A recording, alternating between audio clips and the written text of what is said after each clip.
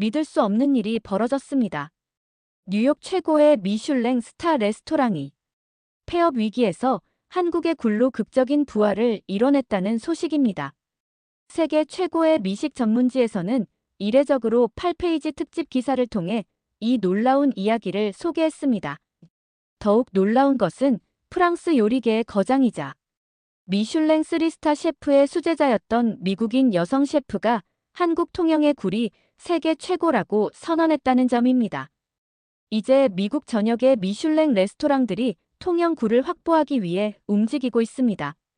불과 50년 전 허름한 어선 한 척으로 시작된 통영의 굴 양식이 어떻게 세계 최고 레스토랑의 운명을 바꾸게 되었을까요? 오늘의 사연 바로 시작합니다. 잠깐만요. 1초면 가능한 구독과 좋아요 버튼을 눌러주시면 영상 제작에 큰 힘이 됩니다. 저는 뉴욕 맨해튼 트라이베카에서 오이스터 하우스를 운영하는 45세 여성 셰프입니다. 요리의 길을 걷게 된 것은 보스턴의 작은 해산물 식당을 운영하시던 할머니 덕분이었어요. 그곳에서 보낸 어린 시절의 추억이 저를 요리사의 길로 이끌었죠. 파리의 요리 학교에서 공부하던 시절 운명적인 만남이 있었습니다. 프랑스 최고의 미슐랭 3스타 셰프 밑에서 인턴으로 일하게 된 거였죠. 그곳에서 저는 인생을 바꾼 맛을 경험했어요. 프랑스 지롱드 지역의 최고급 굴이었습니다. 할머니 식당의 굴과는 완전히 다른, 마치 바다의 보석 같은 맛이었죠. 그 맛을 잊을 수 없었습니다. 매일같이 주방에서 굴을 다루며 그 맛의 비밀을 연구했어요. 3년간의 수련 끝에 드디어 기회가 찾아왔습니다. 레스토랑의 수석 셰프가 제게 굴 요리 메뉴 개발을 맡긴 거죠. 밤낮 없이 연구한 끝에 트러플 오일을 곁들인 굴 스튜를 완성했고 이 메뉴는 레스토랑의 대표 요리가 되었습니다. 그렇게 10년간의 프랑스 생활을 마치고 뉴욕으로 돌아왔어요.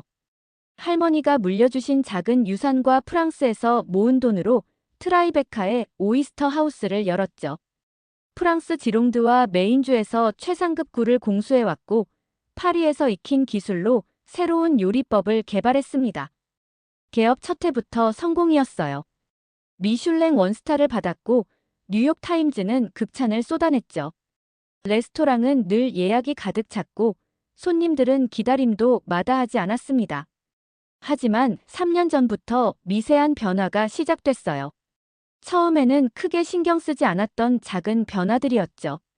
굴의 크기가 조금씩 작아지고 맛도 예전만 못했어요.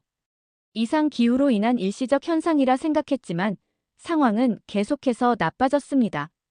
6개월 전부터는 손님들의 불만이 늘어났고 매출은 급감했어요. 투자자들의 압박도 거세졌죠. 프랑스와 메인의 공급업체들을 찾아다녔지만 해결책은 보이지 않았습니다. 전 세계적인 해양 환경 변화로 인한 불가피한 상황이라는 답변뿐이었어요. 20년을 바친 요리 인생이 이대로 끝나는 건지. 매일 밤 와인 한 잔으로 하루를 마무리하며 답을 찾아 헤맸습니다. 그러나 해결책은 보이지 않았고 시간은 점점 더 바닥을 향해 달려가고 있었어요. 저는 수개월간 해결책을 찾아 전 세계를 돌아다녔어요. 20년 넘게 거래해온 프랑스 지롱드의 공급업체들을 먼저 찾아갔죠. 하지만 그들의 대답은 실망스러웠습니다. 해수 온도 상승으로 인한 플랑크톤 감소, 산성화된 바닷물, 기후 변화가 모든 것을 바꿔놓고 있었어요. 메인주로 날아가 보았지만 상황은 더 심각했습니다. 차가운 바닷물을 선호하는 굴들이 점점 북쪽으로 이동하고 있었고 양식장들은 하나둘 문을 닫고 있었어요. 남아있는 곳들도 품질 유지가 힘들다며 고개를 저었죠. 시드니의 해산물 박람회장에서 만난 호주 양식업자들의 이야기도 비슷했어요. 지구온난화로 인한 해류 변화가 전통적인 굴 양식 방식을 무력화시키고 있다는 거였죠. 밴쿠버의 수산물 엑스포에서도 도쿄의 식품 전시회에서도 답은 찾을 수 없었습니다. 매일 밤 호텔방에서 레스토랑 운영 보고서를 확인할 때마다 가슴이 무거워졌어요. 매출은 계속 떨어지고 있었고 단골 손님들의 발길도 뜸해졌죠. 투자자들의 압박은 날이 갈수록 심해졌습니다. 마지막 이사회는 최악이었어요. 투자자들은 굴 요리를 포기하고 새로운 컨셉으로 전환하자고 했습니다. 신선한 채소를 주제로 한 비건 레스토랑이나 프리미엄 스테이크 하우스 같은 제안들이 쏟아졌죠. 하지만 저에게 굴은 단순한 음식이 아니었어요. 할머니의 작은 해산물 식당에서 시작된 꿈이자 파리에서의 열정적인 수련 시절, 그리고 지난 10년간의 모든 순간이 담긴 제 인생 그 자체였거든요. 쉽게 포기할 수 없었죠. 마지막 희망을 걸고 찾아간 스페인 갈리시아에서도 답을 찾지 못했어요. 공항 라운지에서 와인 한 잔을 마시며 깊은 한숨을 내쉬고 있을 때였죠. 그때 파리 유학 시절 동기였던 한국계 2세 셰프에게서 전화가 왔습니다. 다음 날 저녁, 우리는 그의 레스토랑에서 만나기로 했어요. 그가 운영하는 뉴욕의 한 식당은 제 예상과 달랐어요. 전통적인 한옥 분위기를 떠올렸는데 의외로 모던하고 세련된 공간이었죠. 창 밖으로는 맨해튼의 황혼이 내리고 있었습니다. 오랜만에 만난 그의 모습은 파리에서의 시절과는 많이 달라져 있었어요. 한때는 프랑스 요리에 빠져있던 친구가 이제는 뉴욕 최고의 한식당을 이끄는 오너 셰프가 되어 있었죠. 와인을 한 잔 마시며 서로의 근황을 나누었습니다. 그의 이야기는 흥미진진했어요. 프랑스 요리의 기본을 한식에 접목하면서도 한국 전통 식재료의 가능성을 끊임없이 연구하고 있다고 했죠. 특히 한국의 해산물에 대한 그의 열정이 인상적이었습니다. 제 이야기를 꺼내자 그의 눈빛이 달라졌어요. 마치 오래전부터 이 순간을 기다려왔다는 듯한 표정이었죠. 그는 조용히 자리에서 일어나 와인 셀러로 걸어갔고 잠시 후 오래된 빈티지 와인 한 병을 들고 돌아왔습니다. 와인을 따르며 그가 들려준 이야기는 놀라웠어요. 한국의 작은 항구 도시 통영에 대한 이야기였죠. 청정 해역에서 3대째 이어져 내려오는 굴 양식 기술, FDA 인증을 받은 위생 관리 시스템, 그리고 무엇보다 그 맛에 대한 이야기를 들려주었습니다. 처음에는 반신반의했어요. 아시아의 작은 항구 도시가 뉴욕의 미슐랭 스타 레스토랑을 살릴 수 있다니 믿기 힘들었거든요. 하지만 그의 이야기는 계속되었고 저는 점점 더 귀를 기울이게 되었습니다. 통영의 굴은 단순한 식재료가 아니었어요. 3대에 걸친 장인 정신과 현대 기술의 만남, 청정 해역의 자연환경, 그리고 끊임없는 혁신이 만들어낸 결과물이었죠. 특히 최근에는 스마트 양식 기술을 도입해 수질부터 수온까지 완벽하게 제어한다는 설명에 귀가 솔깃해졌습니다. 대화가 깊어질수록 제 마음속에서 작은 희망이 자라나기 시작했어요. 프랑스와 메인의 굴이 기후변화로 품질이 떨어지는 동안 통영은 오히려 이를 기회로 삼아 더 혁신적인 양식 방법을 개발했다는 거였죠. 와인 한 병이 비워질 무렵 그는 결정적인 제안을 했어요. 다음 주에 통영을 방문할 예정인데 함께 가자는 거였죠. 현지 양식장을 직접 보고 굴을 맛보고 그들의 기술을 확인해 보자고 했습니다. 순간 망설여졌어요. 레스토랑은 이미 위기 상황이었고 아시아까지 가는 건 시간과 비용의 낭비처럼 느껴졌죠. 하지만 그의 마지막 한마디가 제 마음을 움직였습니다. 넌 여전히 그때처럼 완벽한 맛을 찾고 있잖아. 파리에서 처음 최고급 굴을 맛보던 그 순간이 떠올랐어요. 그 이후로 계속 추구해온 완벽한 맛에 대한 열정이 다시 한번 가슴속에서 타오르는 걸 느꼈죠. 집으로 돌아오는 택시 안에서 온갖 생각이 머릿속을 맴돌았어요. 통영이라는 낯선 도시, 한국의 굴, 그리고 새로운 가능성. 많은 고민 끝에 한국행 비행기 표를 예약했습니다. 레스토랑을 망하게 할 순 없었으니까요. 12시간의 비행 끝에 인천공항에 도착했습니다. 창 밖으로 보이는 풍경은 뉴욕과는 전혀 달랐어요. 깔끔하게 정돈된 도로, 반듯한 건물들, 한국계 2세 셰프 친구는 공항에서 우리를 기다리고 있었어요. 그의 안내로 타게 된 KTX는 또 다른 놀라움이었죠. 뉴욕의 지하철과는 비교도 안 되는 깔끔함과 속도에 감탄했습니다. 창밖으로 스쳐 지나가는 한국의 풍경을 보며 문득 이곳에서 새로운 가능성을 발견할 수 있을 거란 희망이 피어올랐어요. 기차에서 내린 후 택시로 1시간을 더 달려 통영에 도착했습니다. 해가 저물기 시작하는 늦은 오후였어요. 항구에 줄지어 서 있는 크고 작은 배들, 멀리 보이는 섬들, 그리고 코끝을 스치는 짭조름한 바닷바람이 저를 반겼죠. 숙소에 짐을 풀고 친구가 데려간 곳은 작은 해산물 식당이었어요. 주인 할머니가 내어주신 굴이 제 눈을 크게 만들었습니다. 통영 앞바다에서 그날 아침에 채취했다는 굴이었는데 프랑스 지롱드 산과는 또 다른 맛이었어요. 신선하고 깔끔한 맛, 그리고 미처 경험하지 못했던 단맛까지. 이건 정말 특별한데요? 친구는 빙그레 웃으며 말했어요. 내일 더 놀라운 걸 보여줄게. 다음 날 아침 일찍 우리를 기다리고 있던 건 3대째 굴 양식을 이어온 양식장 사장님이었습니다. 그의 얼굴에는 수십 년간 바다와 함께한 세월이 고스란히 새겨져 있었어요. 작은 어선을 타고 양식장으로 향하는 동안 그는 통영 굴의 역사를 들려주었습니다. 70년대 초반, 그의 할아버지가 작은 어선 한 척으로 시작했다는 이야기부터 IMF 외환위기 때도 포기하지 않고 굴 양식을 이어왔던 이야기까지. 특히 인상 깊었던 건 90년대 후반부터 시작된 양식장의 현대화 과정이었어요. 보이시나요? 저기 보이는 부표마다 센서가 달려 있습니다. 수온, 염도, 산소량까지 실시간으로 체크하죠. 날씨가 급변해도 굴의 상태는 최상으로 유지할 수 있어요. 양식장에 도착해서 본 광경은 더욱 놀라웠습니다. 깔끔하게 정돈된 시설, 체계적인 관리 시스템, 그리고 최첨단 장비들까지. 이곳은 제가 알던 전통적인 양식장의 모습과는 완전히 달랐어요. 특히 눈길을 끈 건 스마트 양식 관리 시스템이었습니다. 인공지능이 기후 데이터를 분석해 최적의 양식 환경을 제안하고 블록체인 기술로 굴의 생산부터 출하까지 전 과정을 추적한다고 했어요. 전통적인 양식 기술과 첨단 기술의 조화가 만들어낸 결과물이었죠. 바다 위에서 직접 따낸 굴을 맛보는 순간 저는 확신이 들었어요. 이것이 바로 제가 찾던 것이라는. 프랑스 지롱드의 굴이 가진 우아함과는 다른 신선하고 깊이 있는 맛이었습니다.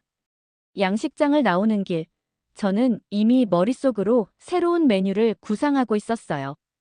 이 굴이라면 제 레스토랑을 다시 살릴 수 있을 것 같았습니다. 다음 날 아침 일찍 우리는 통영 수산시장을 찾았어요. 양식장에서 본 첨단 시설들과는 또 다른 모습의 한국이 저를 기다리고 있었죠. 아침 안개가 걷히기 시작하는 시장은 이미 활기로 가득했습니다.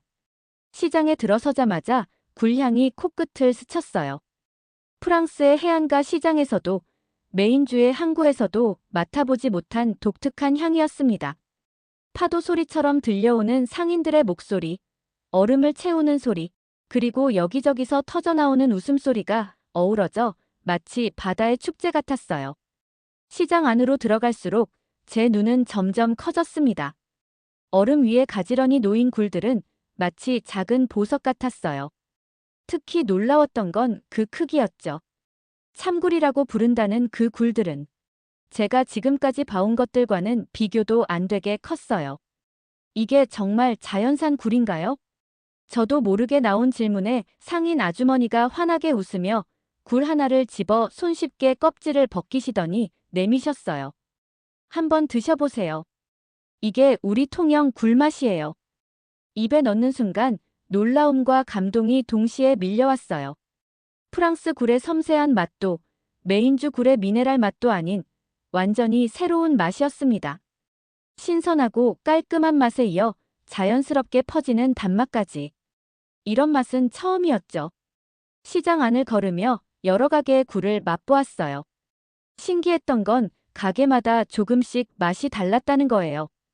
어떤 곳은 더 달큰했고 어떤 곳은 바다 맛이 더 강했죠. 그때 문득 프랑스에서 와인을 공부하던 시절이 떠올랐어요. 같은 포도밭에서도 위치에 따라 맛이 달라지는 것처럼 통영의 바다도 자신만의 특별한 맛을 가진 구역들이 있는 걸까요? 한 가게 앞에서 발걸음을 멈췄어요. 그곳에선 주인 아저씨가 손님들 앞에서 직접 굴을 까고 계셨는데 그 솜씨가 예사롭지 않았죠.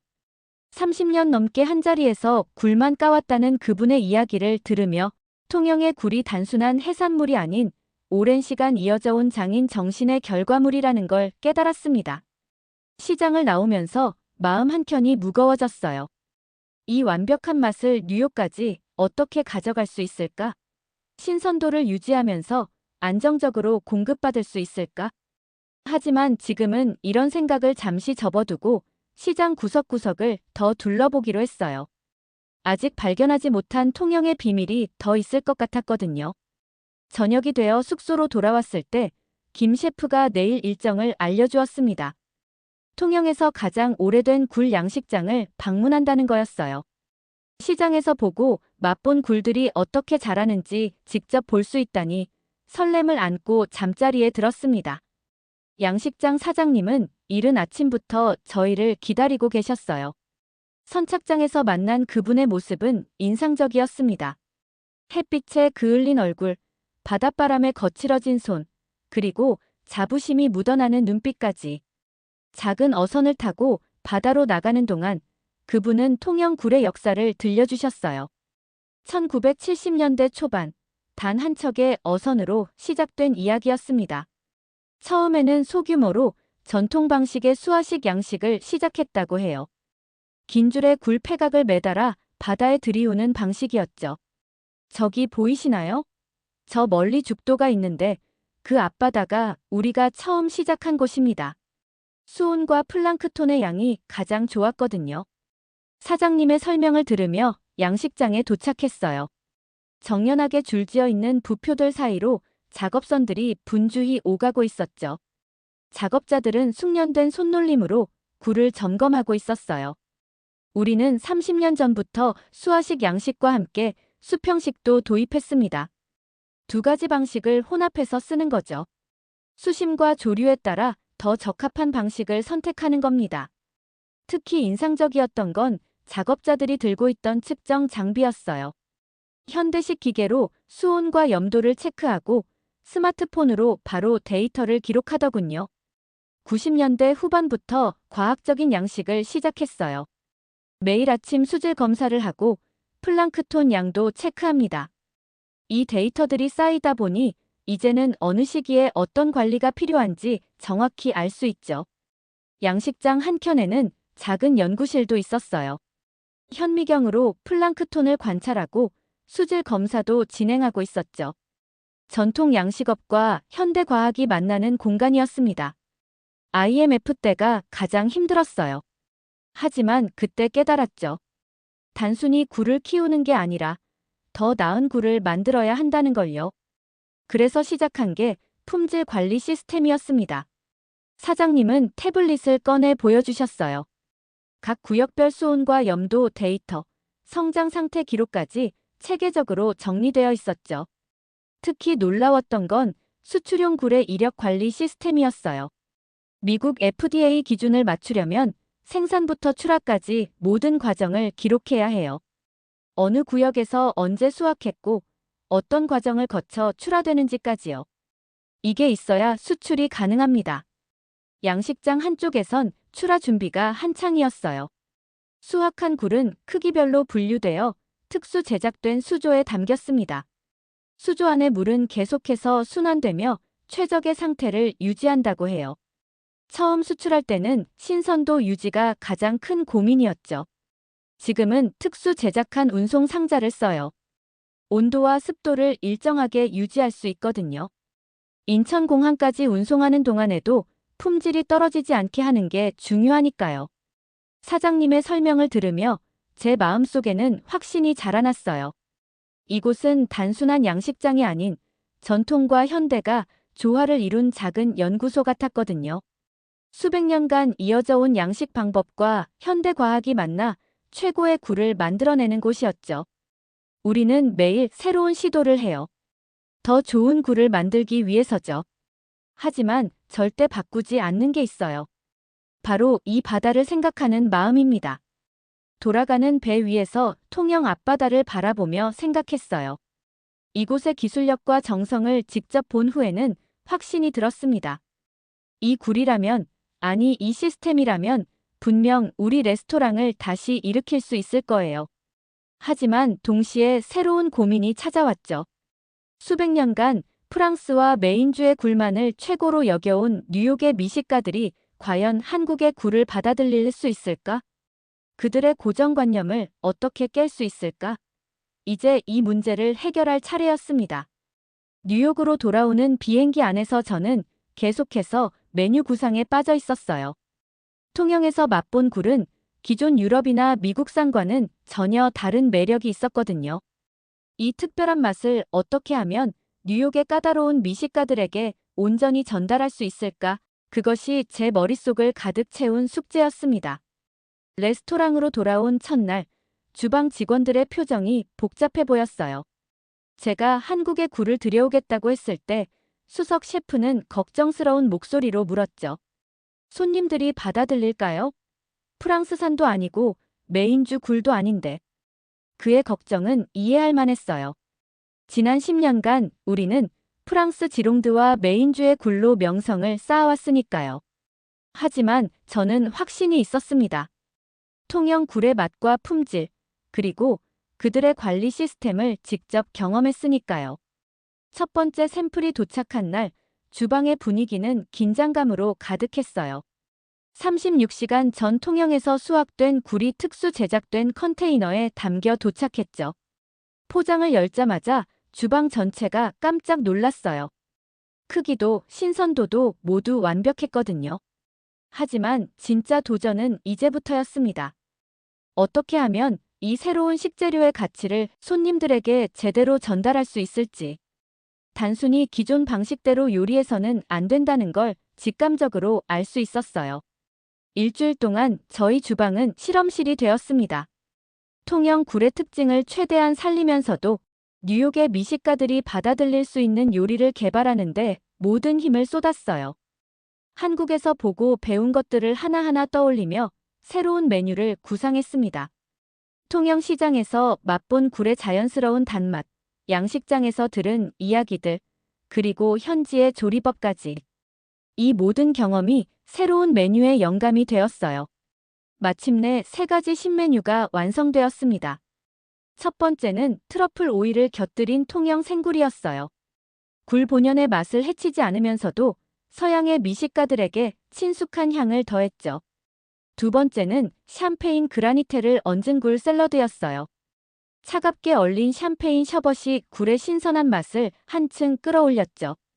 마지막은 구운 통영 굴과 레몬 버터 소스였습니다.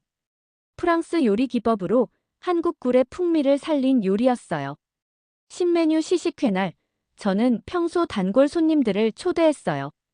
그들의 반응이 우리의 미래를 결정할 거라 생각했거든요. 첫 접시가 나가는 순간 주방의 모든 직원들이 숨을 죽였습니다. 손님들의 반응은 예상 밖이었어요.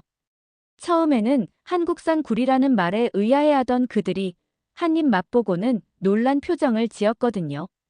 특히 한 음식 평론가는 접시를 비우고 나서 저를 찾았습니다. 이건 정말 특별해요. 프랑스 굴과는 전혀 다른 매력이 있네요. 어떻게 이런 굴을 찾아낸 거죠? 그의 한마디는 저희에게 큰 용기가 되었어요. 하지만 이것은 시작에 불과했죠. 아직 진짜 시험대가 남아있었으니까요. 바로 다음 주에 있을 미슐랭 가이드의 재평가였습니다. 과연 그들은 이 변화를 어떻게 받아들일지. 그때만 해도 저는 미처 알지 못했어요. 이 도전이 단순히 우리 레스토랑의 운명을 넘어 한국 식재료의 새로운 역사를 쓰게 될 거라는 걸요. 우리의 새로운 도전은 예상치 못한 방향으로 흘러갔어요. 어느 날 아침, 뉴욕타임즈의 미식 칼럼니스트가 예고 없이 레스토랑을 찾았습니다. 평소처럼 조용히 식사를 마치고 돌아갔는데 일주일 후 그의 칼럼이 화제가 되었어요. 오이스터 하우스가 보여준 혁신은 단순한 메뉴의 변화가 아니다. 이는 미식의 지평을 넓히는 새로운 도전이다. 그의 칼럼은 우리가 통영 굴을 선택한 배경부터 한국의 양식 기술, 그리고 퓨전 메뉴 개발까지 상세히 다뤘어요. 특히 인상적이었던 건 기후변화 시대에 지속 가능한 해산물 공급이라는 관점에서 우리의 시도를 높이 평가했다는 점이었죠. 이 기사를 시작으로 변화가 찾아왔어요. 미식 전문 잡지들이 취재를 요청했고 유명 셰프들이 우리 레스토랑을 찾기 시작했습니다. 특히 굴 김치 리조또는 뉴욕의 새로운 미식 트렌드로 자리 잡았어요. 한 달 후 더 놀라운 소식이 들려왔습니다. 미슐랭 평가단이 다녀간 거예요. 보통 그들은 자신의 정체를 드러내지 않지만 이번에는 달랐어요. 평가를 마친 후 주방을 찾아와 저와 이야기를 나누고 싶다고 했죠. 한국 굴을 선택한 건 위험한 도전이었을 텐데요. 어떻게 이런 결정을 내리게 되셨나요? 그들과의 대화는 길었어요.